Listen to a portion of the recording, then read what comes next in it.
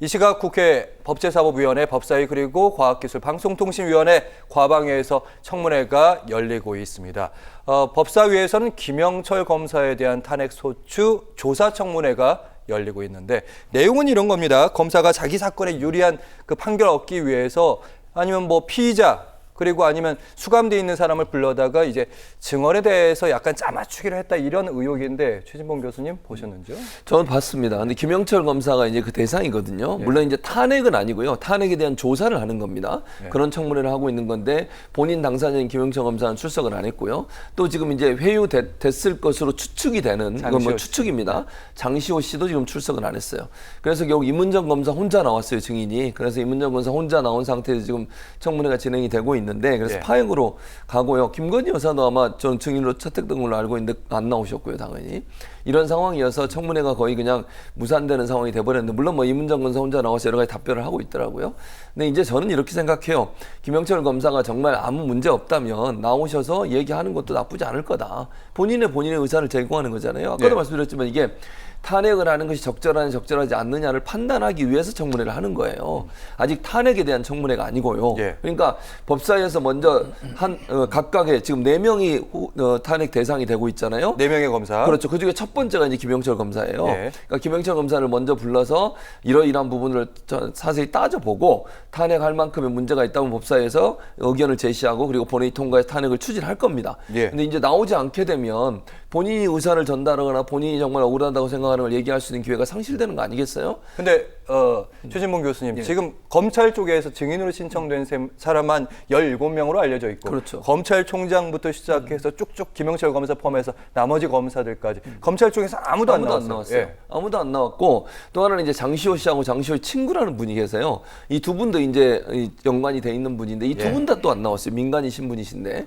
그래서 저는 이 국회라고 하는 것은 뭐 아무리 예를 들어서 여야 합의가 있었다 없었다 이런 문제를 얘기할 게 아니고 국민의 대의기관이고요. 국민을 대표해서 질문하고 묻는 장소입니다. 그렇다면 특별한 사유가 없으면 나와야 된다고 저는 생각해요. 그리고 본인들이 정말 아무 문제 없는 일이라면 네. 나와서 얘기하고 답변하고 이런 게 훨씬 더 도움이 안 되겠습니까? 그런 점을 본다고 하면 저렇게 검사가 오지도 않고 또 증인들이 채택됐는데 오지도 않는 부분은 대단히 유감스러운 부분이고 국민들을 무시하는 태도가 아닌가 이런 생각이 듭니다. 네, 지금 전현희 의원의 지금 모습이 보이고 있는데 지금 어떤 얘기를 하고 있는 거냐면 이정훈 평론가님 아시겠지만 권익위 간부의 죽음이 있었지 않습니까? 그 죽음에 대한 원인을 두고 이게 뭐 어떤 사건 때문이다. 특히 명품백 처리와 관련된 문제다. 이런 얘기하면서 했더니 국민의힘 쪽에서 바로 반발 나오고 그러면서 청문회가 약간 소란스러워졌습니다. 어떻게 보셨는지? 네, 그러니까 뭐 국민의힘 쪽에서는 오히려 민주당이 이 이슈를 제기해주기를 바랐을지도 모른다라고 저는 생각해요. 이런 이슈 나오면 원래 이제 의원들이 회의하기 싫으면 서로 다툴 거리를 던지죠. 예. 예, 그래가지고 막 다투면서 이제 회의 그냥 중간에 그냥 휴정 들어가고 정회에 그러면서 그냥 다시 안 열리고 예. 뭐 이런 경우가 굉장히 많았는데 이 이슈는 당연히 국민의힘 쪽에서 가만히 있지 않을 거다라는 거 알고 있었을 겁니다. 이제 그럼에도 불구하고 아마 이제 문제 제기를 안 할 수는 없었기 때문에 이제 한 건데 그 문제 제기를 한 그 장소로서 이게 적절한지는 잘 모르겠어요.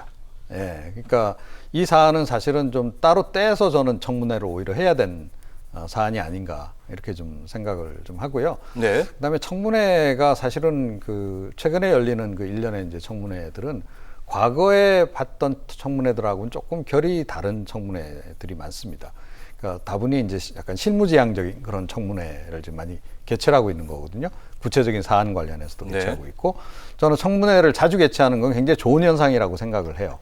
그러니까 미국 의회 같은 경우에는 뭐 1년 내내 뭐 상시적으로 뭐 상임위원회 차원에서도 그렇고 소위원회 차원에서도 그렇고 청문회를 계속 이제 개최를 하거든요. 예. 자, 그래서 그런 점에서 이게 긍정적인 거긴 한데 아직까지도 이런 식의 청문회에 별로 익숙하지 않은 것 같아요.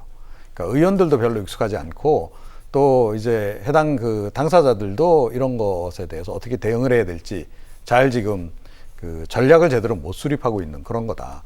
근데 이제 미국 의회 청문회 같은 경우 보면 이 증언하러 나와가지고 의원들 오히려 면박 주고 들어가는 분들도 굉장히 많거든요.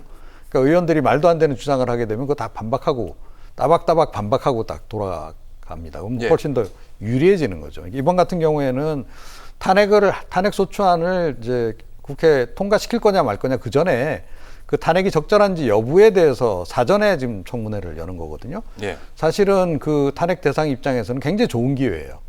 예, 미국 같았으면 아마 적극적으로 나와가지고 뭐 변호사하고 함께 나와가지고 다 해명하고, 예, 그 의원들이 지적하는 것 중에서 말 안 되는 부분 다 반박하고, 오히려 거의 이제 재판에 준하는 정도로 준비를 하고 나와서 아마 대응을 했을 겁니다. 그런데 그렇지는 않는 거죠. 예. 검찰도 무조건 피한다고 답은 아닌데 계속 피하고 있단 말이에요. 예. 그래서 우리 뭐 흔히 하는 얘기지만 결국 피하고 도망다니는 사람은 뭔가 수상한 거잖아요. 예. 결국 그런 이제 국민적 의혹을 오히려 더 증폭시키는 거죠. 그리고 야당도 지금 조금 이 청문회, 이런 식의 청문회에는 좀 이제 익숙하지 않은 거죠. 그래서 일단 관련된 사람들, 그냥 특히 약간 그 직급이 높은 사람까지도 다 그냥 증인으로 어떻게 보면 속된 말로 때려잡아 넣는 이런 식으로 하고 있는데, 사실은 청문회를 여러 차례 개최를 하면서 조목조목 파고 들어가는 식으로 접근을 해야 돼요. 그러니까 처음에는 딱 그 핵심 당사자만 불러서 청문회를 하고, 거기서 뭐가 나오면 파고 들어가고 이런 식으로 여러 차례 청문회를 전개를 해야 되거든요. 예. 사실은 정치적으로도 이게 훨씬 더 이득이에요. 이 이슈를 정치적으로 끌고 갈 의도가 있다라고 네. 한다면. 그런데 역시 야당도 그렇지는 못하다. 다들 처음이라. 예, 그래서 이 청문회 앞으로 좀 더 세련화시킬 필요가 있지 않나 이런 생각이 좀 듭니다.